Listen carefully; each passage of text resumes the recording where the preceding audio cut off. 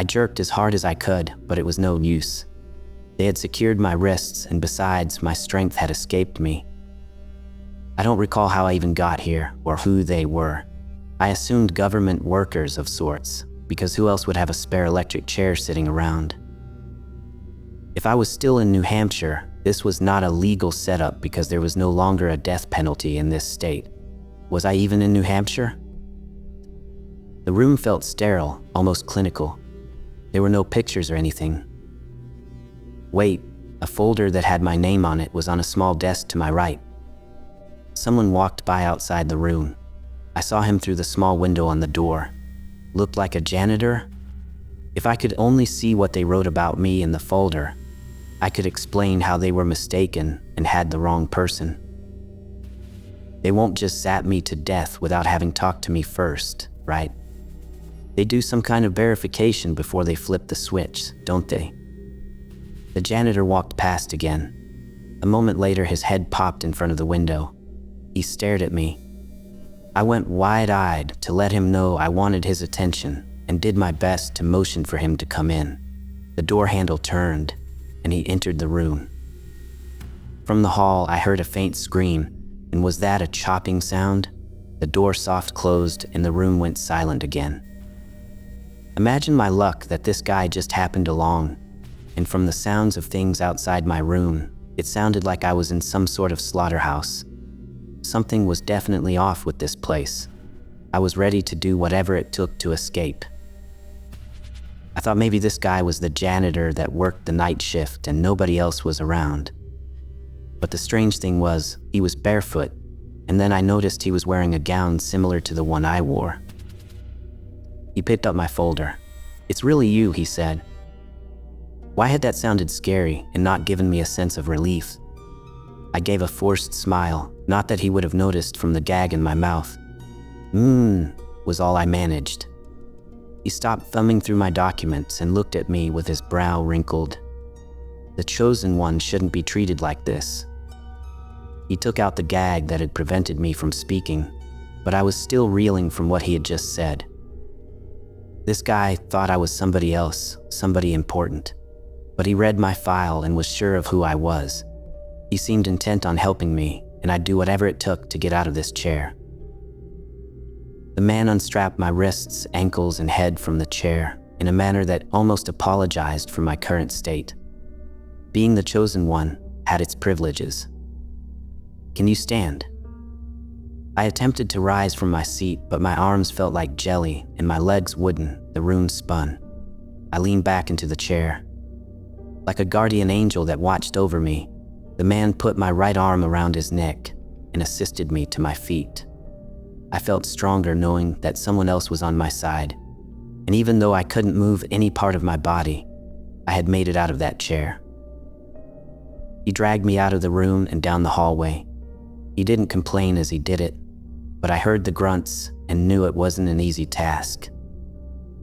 I could see the exit door at the end of the hall, but we stopped short. He dropped me a bit roughly, and I hit my funny bone on impact. He was probably exhausted. The hall was impossibly long, so I don't blame him, but I still felt anxious and hoped to leave this place soon.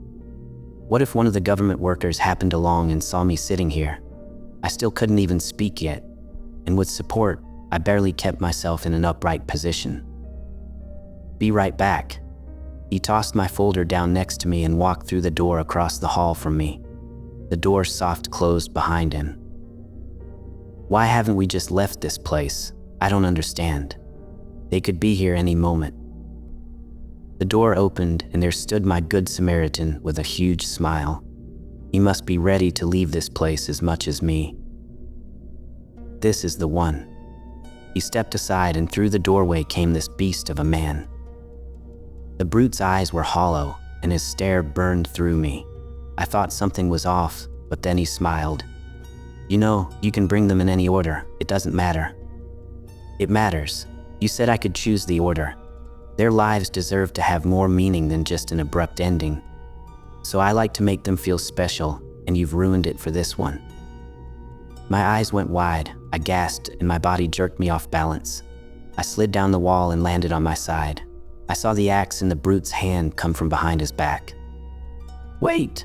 I managed to croak out, my voice barely a whisper. My good Samaritan looked down at me, and for a split second, I thought I saw something resembling pity in his eyes. He knelt down, his face inches from mine. His breath was hot, smelling of something metallic and stale. "I'm sorry," he whispered, "but this is bigger than you. Bigger than any of us." The brute shifted, and I could see the muscles in his arm tensing as he prepared to swing. Time seemed to slow, my thoughts racing even as my body refused to obey. Why was this happening? What did they want from me?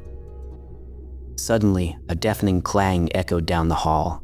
The brute froze, his head snapping up. My good Samaritan turned, confusion flashing across his face. Another clang, this time closer. Someone was coming. The brute hesitated, then cursed under his breath. He lowered the axe, his eyes narrowing. "We need to go," he growled, looking at my supposed savior. "Now." The man glanced down at me, then back at the brute. He seemed torn, as if some internal battle was raging within him.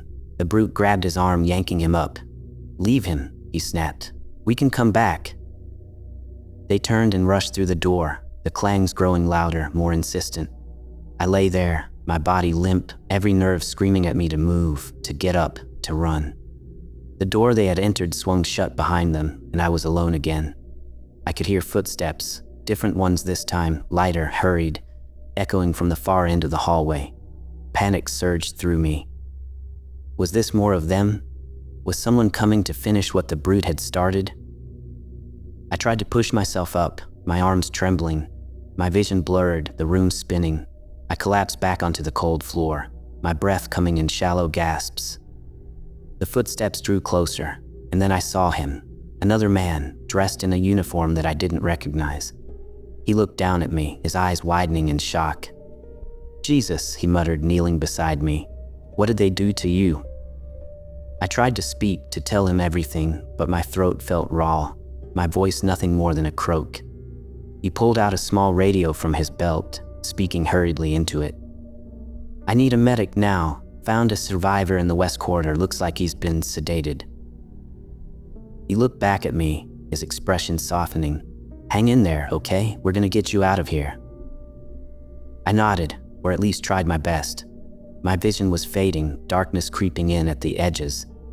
The last thing I saw was the man's face, his eyes filled with something I hadn't seen in a long time. Hope. Then, everything went black.